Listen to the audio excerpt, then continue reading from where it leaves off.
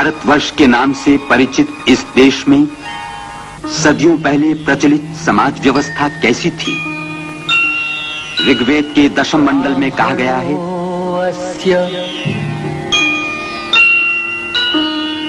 मुखम आसित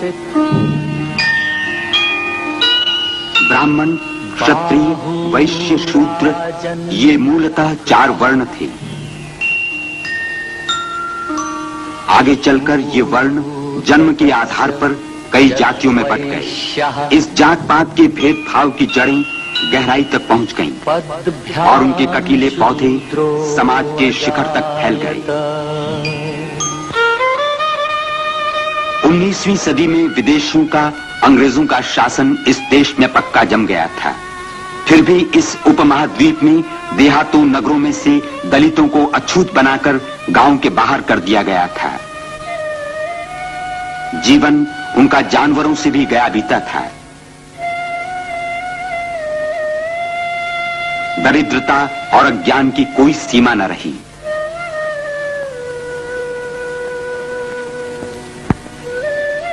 हिंदुस्तान का 5वां हिस्सा हमेशा ऐसा ही रहा।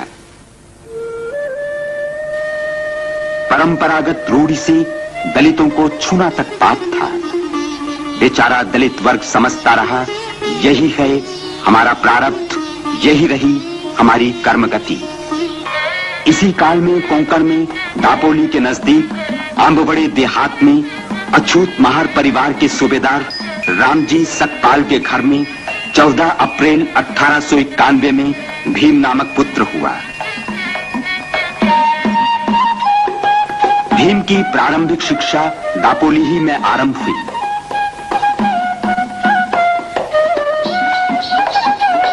पर इसी बीच रामजी को सातारा में जाकर बसना पड़ा। वहीं के एक अध्यापक ने अपने इस प्यारे शिष्य का उपनाम उनकी जन्मभूमि आंबवड़े से आंबेडकर रखा। इसी उम्र में भीम को एक नई व्यथा का अनुभव हुआ। बड़े बाल कटवाने वो नाई के पास गया। 1903-4 की ये बात है। किसका छोरा है? अछूत महार का? तेरे बाल काटकर मैं अपने उस्तरे को अपवित्र कर लूं? जा जा। क्या मैं अछूत हूं? भैंस के बाल काटते उस्तरा अपवित्र नहीं होता और मुझ जैसे एक आदमी के बाल काटने से होता है? एक दिन स्कूल जाते भीम को कड़ी प्यास लगी। सामने कुआं था।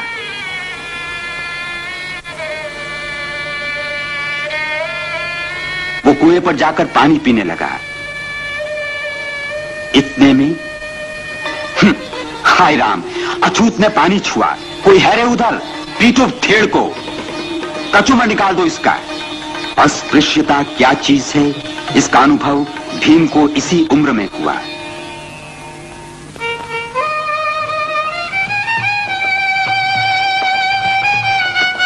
आगे चलकर ये परिवार बंबई के परेल विभाग में मिल मजदूरों की बस्ती में दबक चाल में रहने आया। 1907 में वहीं मैट्रिक पास करके भीम कॉलेज में दाखिल हुआ। दलित समाज में ज्ञान दीप प्रज्वलित करने के लिए महात्मा ज्योतिराव फूले जैसे कार्यकर्ता प्रयत्नशील रहे थे। इस ज्योति को बड़ौदा नरेश सयाजीराव गायकवाड़ ने जगाया। उन्हीं की वृत्ति से भीमराव ने 1912 में एल्फिंस्टन कॉलेज से बीए पास किया।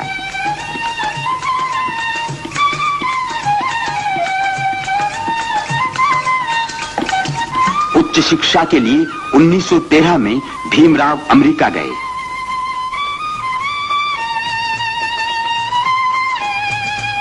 उन्नीस 1915 में उन्होंने कोलंबिया यूनिवर्सिटी से अर्थशास्त्र में एमए की उपाधि प्राप्त की। पहले विश्व युद्ध के समय अंबेडकर जी वापस आए। फिर 1920 में उच्च शिक्षा के लिए लंदन रवाना हुए। उस समय 2 सगे संबंधी उनके साथ थे।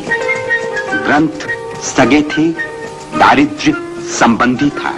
फिर भी वहां पीएचडी, बीएससी, बारेटला ये एक से बढ़कर एक उपाधियां प्राप्त कर 1923 में वे भारत लौट आए। उसी समय गांधी जी के असहयोग आंदोलन ने हिंदुस्तान में जड़ जमाई थी।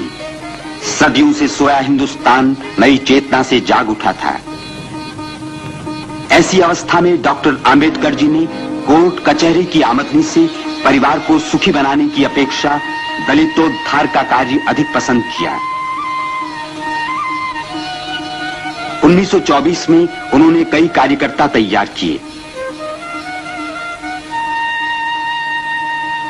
उन्हीं कार्यकर्ताओं की सहायता से बहिष्कृत हितकारिणी सभा की स्थापना की गई।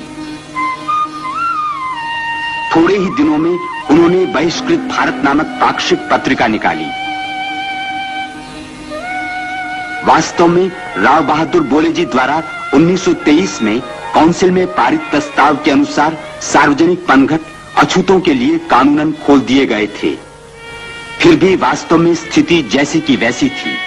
जानवरों की छुआछूत चलती थी, लेकिन दलित आदमी दूर दूर।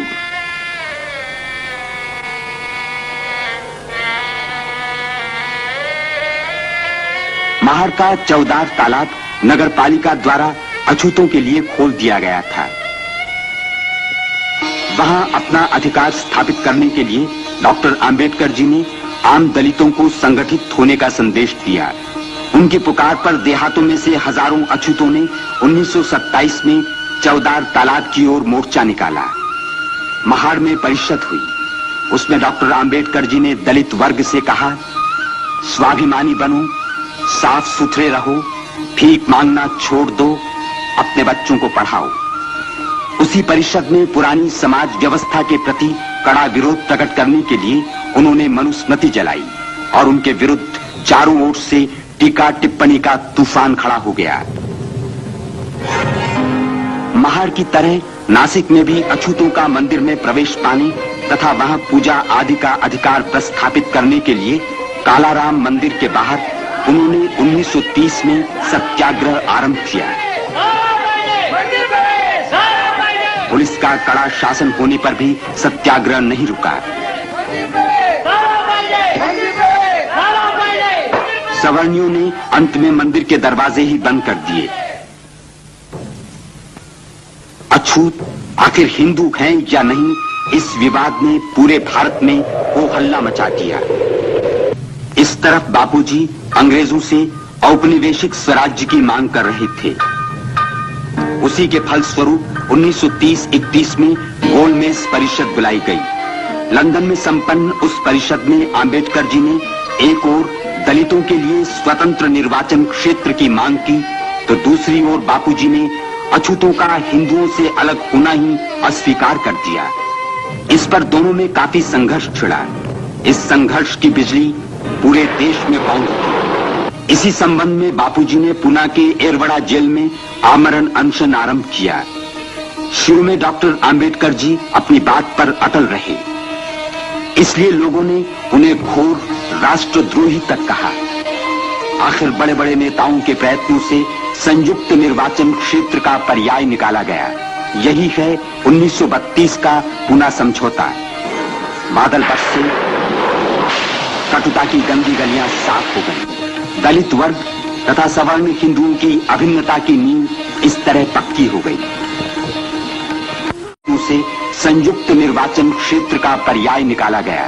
यही है 1932 का पुणे समझौता। बादल बरसे, कटुता की गंदी गलियां साफ हो गई। दलित वर्ग तथा सवर्ण हिंदुओं की अभिन्नता की नींव इस तरह पक्की हो गई। आखिर आंबेडकर जी ने ये झगड़ा क्यों शुरू किया था? आप देश की मुक्ति के साथ ही अपने दलित बंधुओं के लिए न्याय,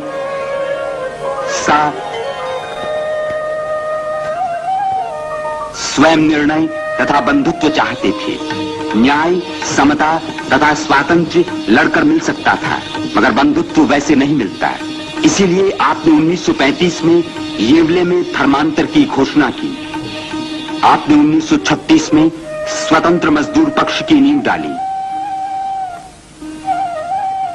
आगे 1937 में आप विधि महामंडल के प्राध्यापक और बाद में प्राचार्य भी रहे। 1939 में दूसरा विश्व युद्ध छिड़ा। डॉक्टर आंबेडकर जी ने उस समय दलितों की महार पलटन खड़ी की। दरमियान क्रिप्स योजना में उन्होंने दलितों के पक्ष का जोरदार समर्थन किया।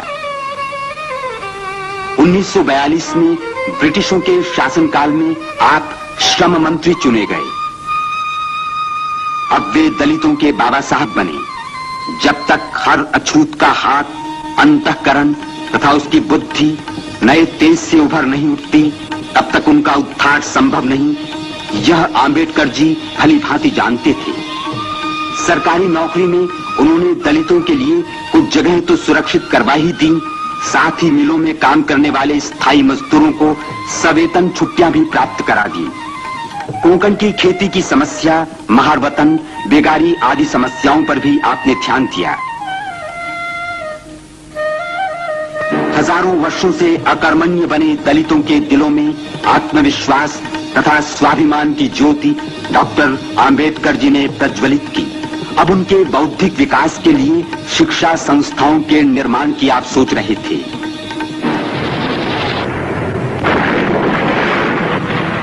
इतने में 1945 में युद्ध समाप्त हुआ। 1947 में भारत स्वतंत्र हुआ। डॉक्टर आंबेडकर स्वतंत्र भारत के पहले विधि मंत्री नियुक्त हुए। राष्ट्र ध्वज समिति के आप सदस्य थे और इसी समिति के कारण सम्राट अशोक का रथ चक्र तिरंगे ध्वज के बीचों बीच आ गया। संविधान निर्माण समिति के आप ही सूत्रधार थे। इसी समिति ने संविधान में न्याय, स्वातंत्र्य, समता तथा बंधुत्व भावना की आरंभ में ही उद्घोषणा की। संविधान की धारा 17 के अनुसार अस्पृश्यता सदा के लिए दफना दी गई। एक नया युग आरंभ हुआ। शूद्राति शूद्रों के समान ही भारतीय नारी को भी अधिकारपूर्ण जीवन प्राप्त हो जाए, इसलिए उन्होंने विचार विमर्श के उपरांत हिंदू कोड बिल तैयार किया। उसके पक्ष में जनमत जागृत करने की भी उन्होंने कोशिश की। 1951 में उन्होंने उसे लोकसभा में प्रस्तुत किया, लेकिन वहां उसमें से कुछ धाराओं के संबंध में मतभेद के कारण उन्होंने मंत्री पद का त्याग किया। इस तरह लगातार 27 वर्षों तक यह युग पुरुष अपने दलित वर्ग के उद्धार के लिए लड़ता रहा। उसने पत्र पत्रिकाएं निकाली, संगठन किया, सभाओं परिषदों को गुंजा दिया, समता सैनिक दल की स्थापना की, प्रहार किए और झेले भी। उन्होंने 7 करोड़ दलितों के उद्धार के लिए एक तूफान, एक बवंडर खड़ा कर दिया। इस संघर्षमय जीवन में भी उन्होंने औरंगाबाद में मिलिंद महाविद्यालय तथा बंबई में सिद्धार्थ महाविद्यालय की स्थापना की। नई पीढ़ी के लिए अखंड ज्ञान गंगोत्री का सृजन किया। एक समय का पद दलित आज नवजीवन पाकर नया मानव बनकर बाहर निकलने लगा। बंबई के दादर विभाग में राजगृह नामक अपना निवास स्थान आपने 1934 में बनवाया। कई बार भूखे पेट खरीदे अनमोल ग्रंथों का संग्रह आपने इसी राजगृह में किया था।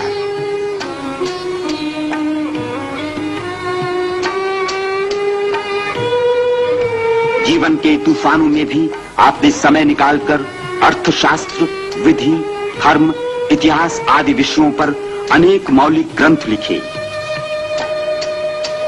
1952 में इस प्रकांड पंडित को विश्वमान्य कोलंबिया यूनिवर्सिटी ने डॉक्टर ऑफ लॉज की उपाधि दी।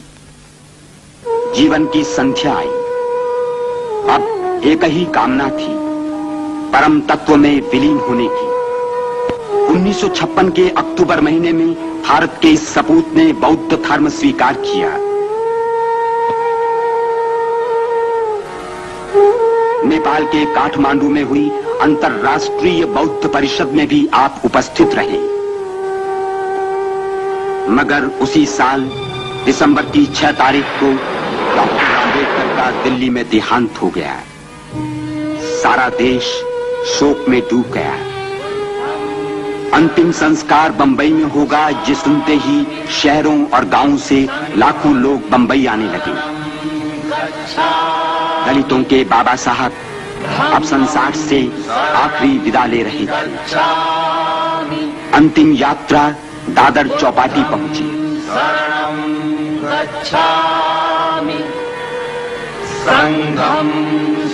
उन्हें शाही सलामी दी गई। चंदन की चिता में उस महामानव का शरीर लपटों में विलीन हो गया। वे चले गए, मगर उन्होंने भारत तथा हिंदू धर्म पर लगा अस्पृश्यता का कलंक सदा के लिए मिटा दिया। सदियों से चली आई इस जर्जरित रूढ़ि को जड़ से मिटा देने वाले इस परम प्रतापी युग पुरुष के जीवन का उज्जवल इतिहास केवल भारत को ही नहीं बल्कि सारे संसार को ये संदेश देता रहेगा।